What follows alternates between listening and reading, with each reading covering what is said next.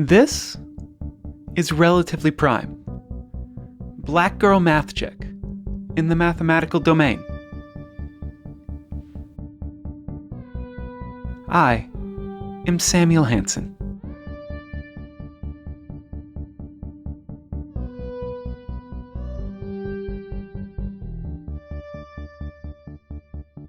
My name is Brittany Rhodes, and I like to be introduced as a math hope giver. I think I just came up with that.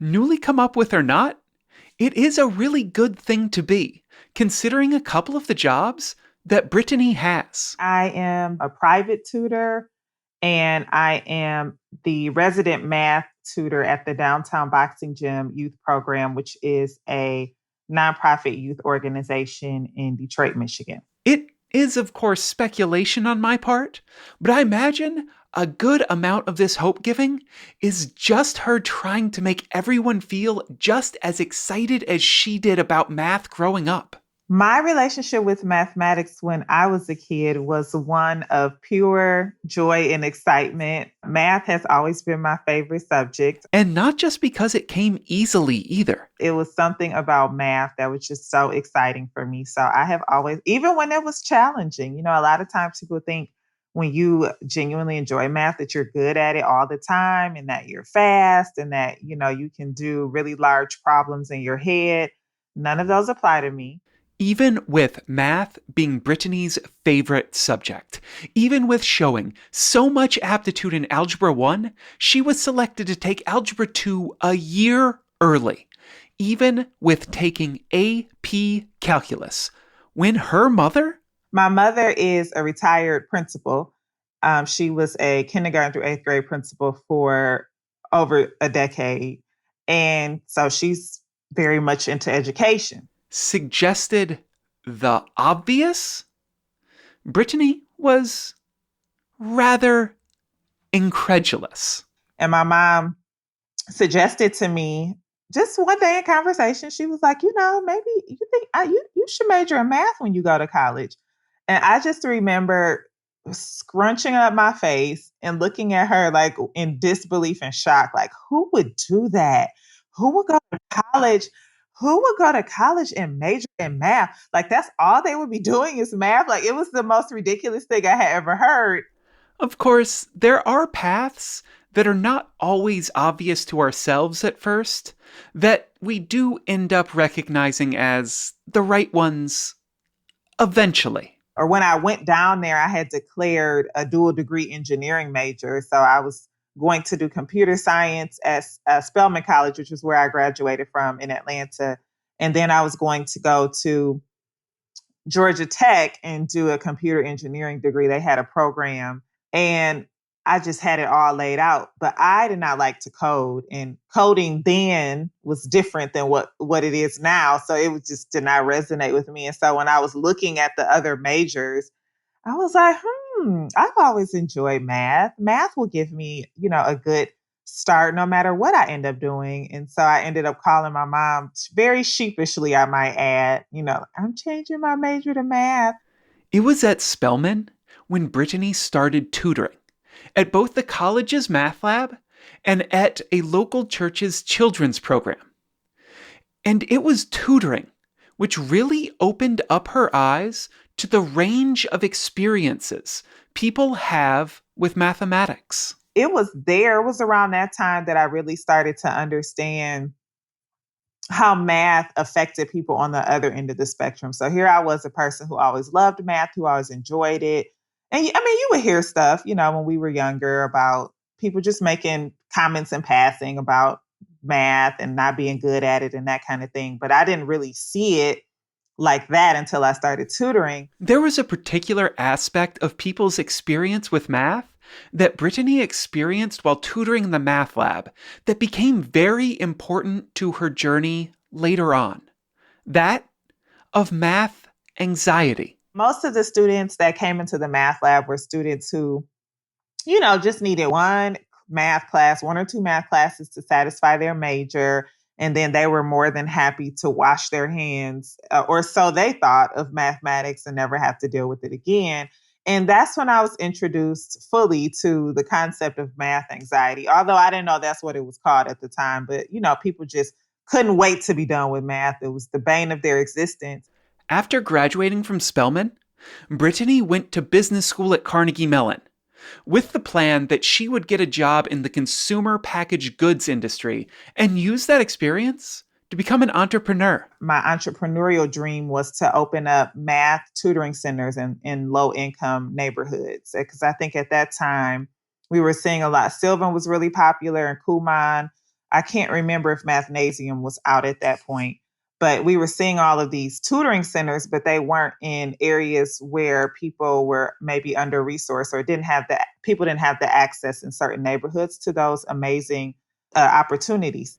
An entrepreneurial dream very much tied to her home city. I'm a native Detroiter, born and raised here. And of course, as a Detroiter, Detroit has been through a lot over the past, 50, 60, 70 plus years. And so at the time when I was in my 20s, that was my goal, was to help rebuild the city that gave me so much.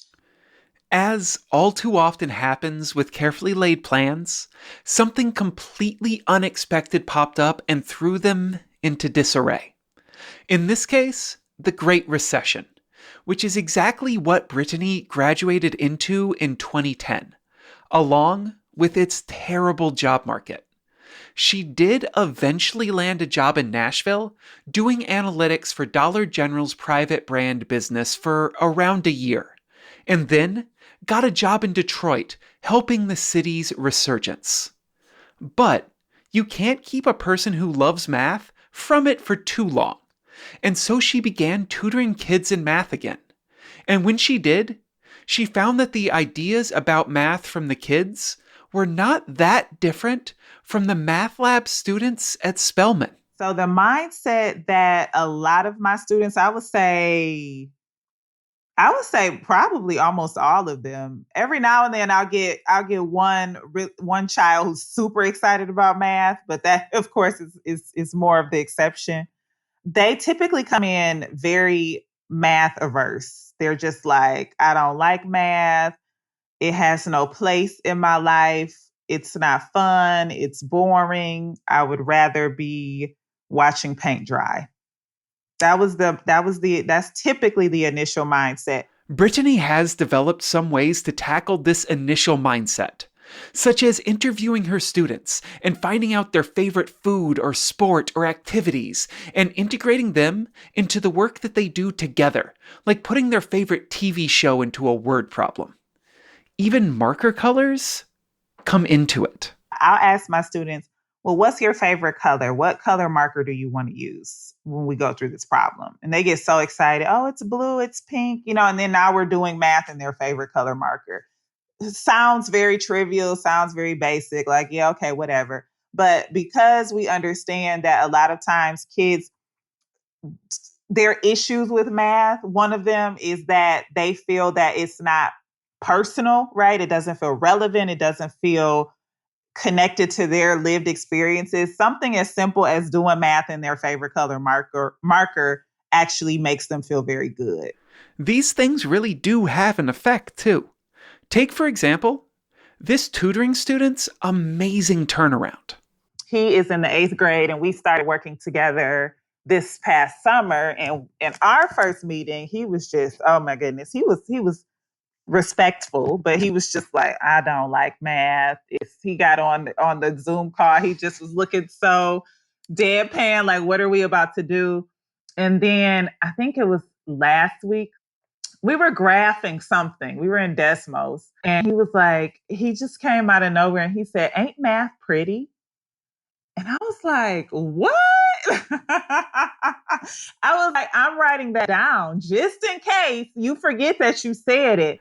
I do think negative mindsets about mathematics would go away if Brittany tutored every person in the world one-on-one. But sadly, that just might be impossible. Then again, she also does group tutoring too with the Downtown Boxing Gym's youth program. And it was while tutoring at the boxing gym that Brittany observed something very important.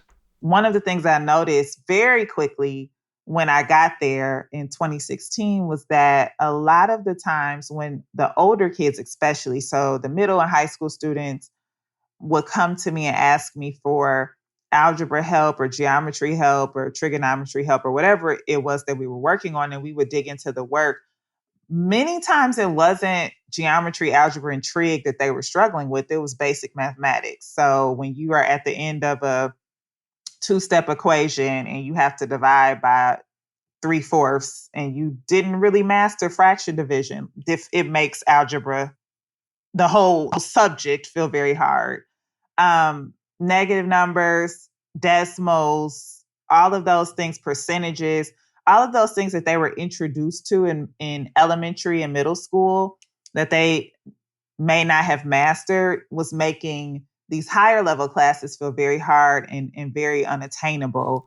This observation was not just important for how Brittany approached her tutoring, it was also important for her path in life.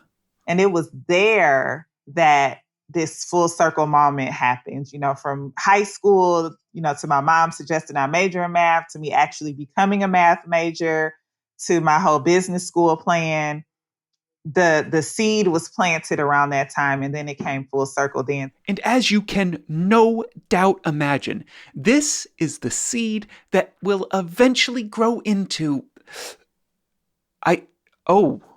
Oh no, I just realized I've made a big mistake. I didn't play the entirety of Brittany's introduction. I'm so sorry. Let me make it up to you. I'll put the rest of it here right now. I am the founder and general mathager of Black Girl Mathgic. That's my business. Black Girl Mathgic is an amazing monthly subscription box which helps to build the mathematical confidence and identities of young Black women, or of anyone who gets the box. Really, anyone, including me. I'm a subscriber. And it's the way that Brittany's life path comes full circle. Because while it might not be a tutoring center, Black Girl Mathgic allows her to utilize the business and math backgrounds that she has, while helping to provide mathematical resources for those who are all too often denied access to them. Though, if it weren't for her future husband's dislike of grocery shopping, it may never have happened. He had the food boxes that we're all familiar with, like the Hello Freshes and the Blue Aprons. He had those, and this was in 2014, so they were still kind of new, and I had not heard of them. And I was like, "Oh, this is so cool! Like they send you everything, and all you have to do is cook." And he's like, "Yes." Black Girl Mathgic wasn't even the first subscription box idea that Brittany had. No, that Was a box that was going to provide clothing for tall women. this idea didn't end up going to market. But while planning it, Brittany had done a ton of subscription box research. And even after her first idea didn't pan out, she continued to do this research, eventually turning it toward STEM subscription boxes. There were all kinds. There were coding boxes and engineering boxes and science boxes and STEAM boxes incorporating art. I was just fascinated with everything. But I noticed that there were not many, if actually there, I think at the time there was like one or two math boxes. One of them was actually closing up shop. A situation which clearly should not stand. We need some math boxes, not because math is my favorite thing. So yeah, I may be a little bit biased, but not because of that, but because math is the foundation of STEM. This lack of mathematical subscription boxes was not anywhere near the whole driving force behind Brittany wanting to create her own, though. It wasn't just my students who were having these experiences, and I was just trying to think about what else I could do to accelerate positive change and positive mindset around mathematics. That was a bit general of an idea for a subscription box, so she needed to narrow it down a bit.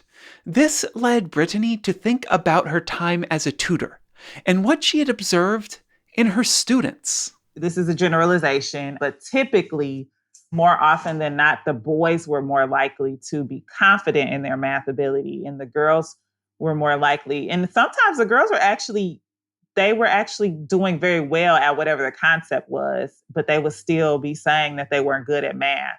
And I would be left scratching my head because I honestly because again that wasn't my experience as a kid, so I didn't have a firsthand understanding of it and couldn't relate to it. I would be confused because I would say, well, you're doing the problem. Like you're working through this problem set and you don't really need my help. So I am actually genuinely confused about why you're saying out of your mouth that you're not good at math, but I'm sitting here watching you do it. With this idea in mind, she began to read research on race and gender equity in mathematics from people like Nicole Joseph, Joe Baller, and Denise Gaskins, among many others. This research included things like the gender confidence gap and the accessibility gap that exists between white and black and brown families when it comes to advanced math classes in high school, such as AP classes. But a subscription box is a business, so Brittany also wanted to talk to the people the business would be aimed at. So I started reaching out to my mom friends who had daughters who were in the age/grade range that I thought I was going to serve. I was just in the customer discovery phase at this point. And most of the customer discovery interviews I did, maybe all of them, if I remember correctly, all of the girls I spoke with expressed some type of anxiety with mathematics, some type of disdain for it, for a variety of reasons. And so I had that data. I had the data that the secondary research that I had done. And I was like, okay, I'm going to do something focused on girls. And as I was looking at the racial data, I said, okay, I'm a Black woman. I've primarily worked with Black students. I know the disparities that exist in general. They're no different in terms of math education in the United States. So this is going to be my niche. With the subject and the audience for the box identified, it was then time for the most important aspect of the whole thing. What was this subscription box going to be called? And I love a good play on words. And Black Girl Mathgic is a play on the term Black Girl Magic, which was popularized by Keshawn Thompson in 2013 as a way to celebrate the achievements and accomplishments of Black women in America. So, subject, audience, name, all done. What does that leave us? Oh, yeah. What's actually in the box each month? I knew that I wanted to tell the stories of women mathematicians. And I like to think that Hidden Figures and how well received that was when it came out about a year before I started my business. I like to think that that was an inspiration for me. I had not heard of the Hidden Figures before the movie came out. I had no knowledge of them. And so for me, as a Black woman and who studied math, to have never had heard about them, I was like, okay, I know there are so many more stories like this, modern day stories, and I want to uncover those. And I also, from my data, understood that a lot of times girls, their math identity is what it is because they don't see people who look like them doing math and enjoying it. So the first thing I knew I wanted to include was a feature of a woman mathematician, and not a feature where I'm just cobbling together things that I find on the internet, but actually interviewing these women myself and creating a whole narrative around what they have done and what they have contributed thanks to their math background. And the feature is just the start of it. Another thing is me hearing so much over the years from my students, when am I going to use this in the real world? I don't need math for this. I don't need math to do X, Y, and Z. I was like, every box is going to be based on a real world theme. I'm going to pick a theme. And then I decided at some point that the theme was based on the woman, whatever the woman mathematician that I featured in that month's box, whatever it is she does career wise with her math background, that's going to be the theme. And then I'm going to find stuff that is tangible, that fits with that theme, but that is also relatable to a child's lived experiences and also stuff they'll use. Each month, these things change. Sometimes they're school related, like a really cool colored pencil case that has a lid that's a ruler. And other times, they're fun things, like a foam airplane or a flying disc. Or They could even be practical everyday items, like a tape measure. One month I featured a woman who she has a math degree from Dartmouth and she owns a Congolese fashion brand. So we were studying the math and fashion and shopping. And I put a tape measure in there because designers and folks who make clothes often use tape measures, but it's also a really good representation of the counting numbers on a number line. The box also always comes with a real world activity booklet, which is a way for the box's recipients to exercise and build their mathematical muscles. We have one that is for third to fifth grade and one that's for sixth to eighth grade because the box is designed to fortify and strengthen the math that is taught between third and eighth grade. And the real world math activity booklet is something I create myself and it is based on the theme. And then there is my personal favorite part, the stickers. We work with a local artist who creates art for us, and then we turn that art into a sticker sheet. Again, just to make it fun. They definitely make it fun. In fact, I am looking at the Math Helps You Take Flight sticker, which I put up on the filing cabinet near my desk right now, and it is bringing a huge smile to my face. Another thing which is always in each box is an activity which can be done without a screen. From dice to probability spinners, Brittany sees including these screen-free activities as imperative for equity and access. There's a disparate access to regular access to technology for families, and I don't want to create something where a child in one part of my town couldn't access it fully and a child in another part of my town could access it fully because they have different life experiences and life circumstances. So my box can be enjoyed 100% without the need for a screen. Sometimes, these screen-free activities are something that a lot of people don't necessarily think of as being mathematical. Books. This is partially because Brittany loved reading growing up and wanted to pass that on to children who may not have gotten there yet. But there are also research-based reasons. The studies that I read, and it continues to show, is that when children have strong reading comprehension, they're much more likely to be better at math. And so what does that mean? You know, they read word problems and they're able to interpret what the problem is asking them and to solve the problem because their reading comprehension is stronger. And do not worry, adults. Brittany has thought about your needs too. We also include a caring adult guide so that whoever is working with the child on and in the box, that they have tools that they can also use to help the child have the best experience. And we do include an answer key. The answer key is the only thing which is digital, so that there's no chance of losing it or of a kid getting their hands on it when the box is first opened. Though I'm sure after a box or two, they wouldn't want to spoil the surprise of the questions. The last thing which comes with the box is very unique. It is definitely not something I had ever heard of before. It's a math affirmation, so it's always some type of positive statement around math and around the girl. So it's one of those I statements or my. It's always my or I in the affirmations that I create. And again, it's around math. Each affirmation ties into the box's theme.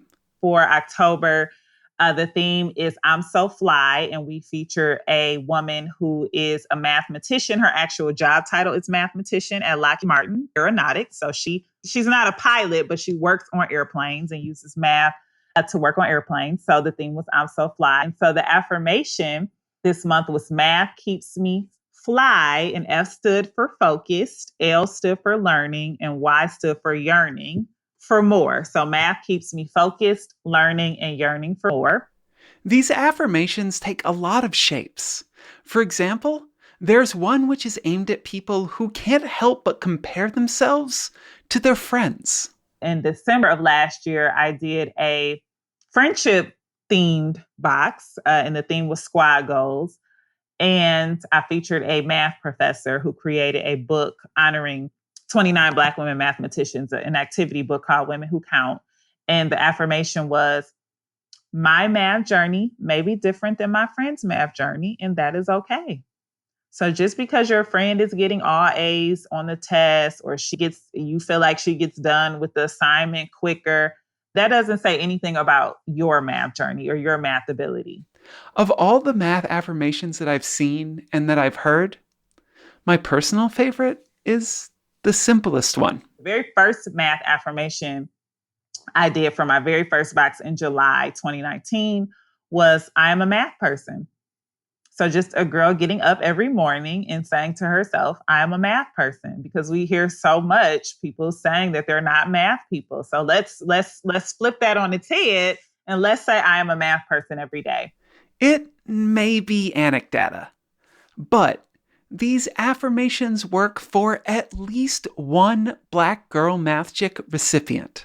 I have one customer who has all of her affirmations posted up on her window in her bedroom. They're the first thing she sees in the morning. And when I got the picture from her sister, it just made my heart swell, because that is the goal, for you to see these positive statements about math so much that you actually start believing that you can be good at math, or that you already are good at math and you just didn't know it. And to also reframe what it means to be good at math.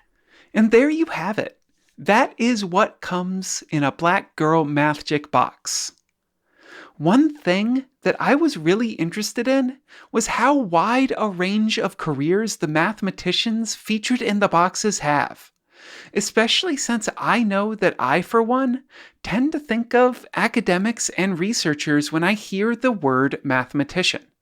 And I imagine that many other people do too.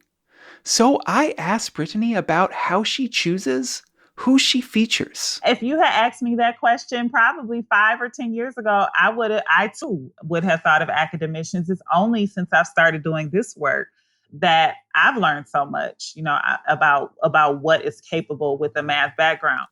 Going from the mathematicians featured, math backgrounds make you capable of being everything from a fashion designer to a startup CFO to a real estate agent to a hurricane storm surge modeler.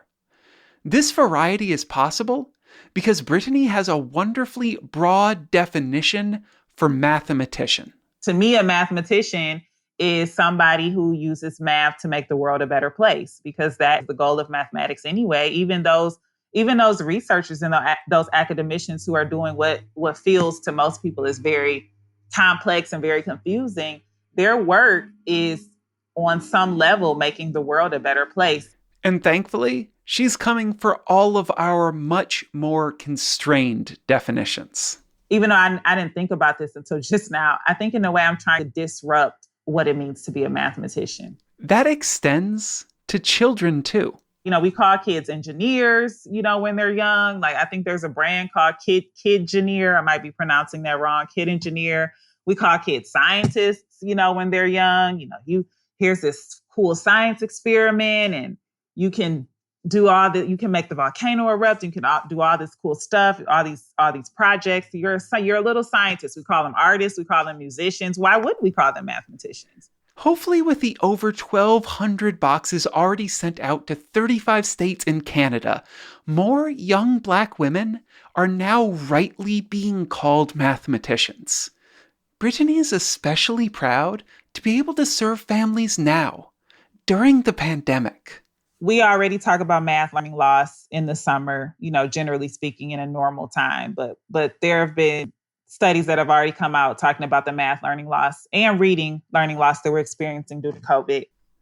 There are definitely barriers for many families, though, when it comes to the $40 a month subscription cost for Black Girl Mathgic.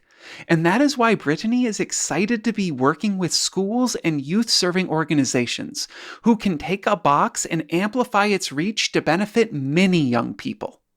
This also includes raising money to help distribute boxes to some of these organizations through the donate link at blackgirlmathgic.com. We're getting ready to donate to about 3 nonprofits, girl serving nonprofits in the Metro Detroit area, which I'm so excited about. Again, I owe so much of who I am and what I've been able to accomplish to my Detroit upbringing. And so I wanted to give back in that way. So we're actively getting those donations ready. So if anybody wants to do that, yeah, they can go on our website. And as long as you're on the website donating, make sure to remember that it's almost that time of year when you just might be giving out some gifts, and if you just so happen to have a young person in your life, We make a great gift, if I do say so myself. seeing how I've gifted myself with a subscription, I'm gonna have to agree. And it's true no matter the race or gender of the person that you gift a subscription to. Because while it's true that Black Girl Mathgic is created with an audience in mind, My box is very obviously called Black Girl Mathgic, and I have been very unapologetic about serving and creating a product that shows Black girls specifically that they can be in the driver's seat when it comes to performing math at a high level. Because again, the studies and my own experiences have shown that they're not often told that. this also means that white boys and non binary Latinx kids and trans indigenous children are also told these same things. And being exposed to the representation in the Black Girl Mathgic boxes will also help them expand their ideas of who can be a mathematician and what mathematics encompasses. Plus, we can all stand to learn from the mathematics in the activity books. For Brittany, it's an example of what's known as the curb cut effect. Curb cuts were created for people who at the time they were created for people who were in wheelchairs, and going over a curb, could be dangerous for them. And often it was dangerous. But when curb cuts were created, people who were in wheelchairs were not the only ones who benefited. So who else benefited from curb cuts? People with children pushing strollers, people with suitcases, people with grocery carts, skaters, rollerbladers, skateboarders, etc. So the premise is that when we solve for those who are considered the least of us, or who are considered the most vulnerable in our society, everybody wins. That's the premise I used when I started Black Girl Magic. It was like, okay, I know that the core audience I'm trying to serve is Black girls, but this product is not just for Black girls. It's going to serve so many other people, but we're serving them because in the math world and in the STEM world, they're considered the least of us. They're the ones who are getting the shortest end of the stick in more ways than one.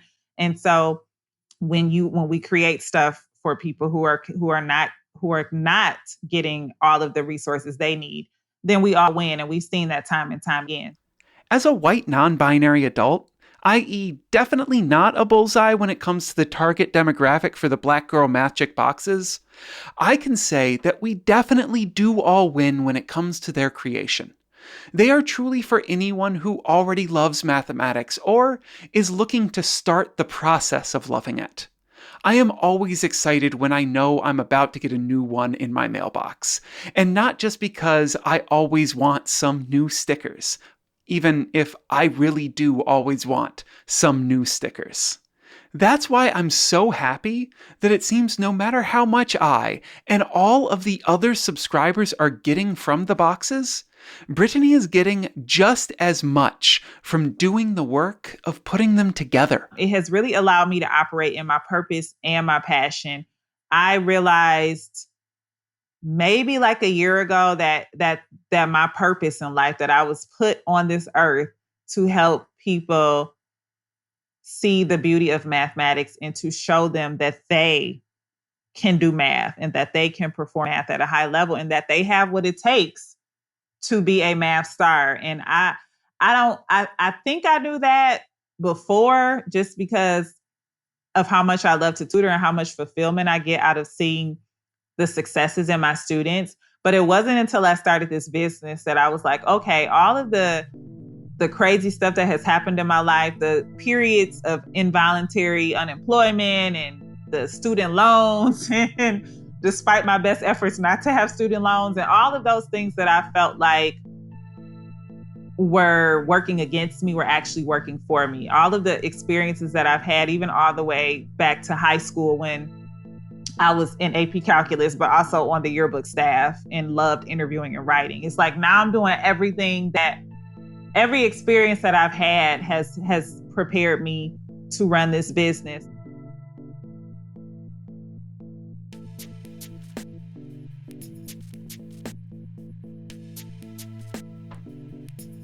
And that is all the time we have for this episode of Relatively Prime. I want to thank my guest, Brittany Rhodes, for her time, and I also want to thank all of you for listening, especially those of you who've been waiting since March 31st for a new episode. I had a major non-pandemic related health scare that I'm thankfully mostly recovered from now, and I am so excited to be able to bring y'all episodes again. Thank you so much for sticking around. Also, I need to thank Broke for Free for the music at the beginning of the episode and that I'm talking over right now. You can find them at brokeforfree.com or in the show notes for this episode at relprime.com. And while I'm thanking people, there is a special group of people who deserve all of my thanks. And those are my patrons on Patreon. Without y'all, this episode and the last 40 or so of them just wouldn't have happened. They couldn't have happened without you. So thank you so much. If you want to support the show like they did, you can head over to patreon.com/relprime and pledge whatever you can afford per episode. Finally, Rel Prime is licensed under Creative Commons Attribution Share Alike license. So you can feel free to do whatever you want with the sounds on this episode as long as you say that you got them from Relatively Prime and that you license them in the same way. So again, thank you so much for listening. And like the month before, okay, like back in March, and like the month after this one, I hope that you have a matherific one. Bye, y'all.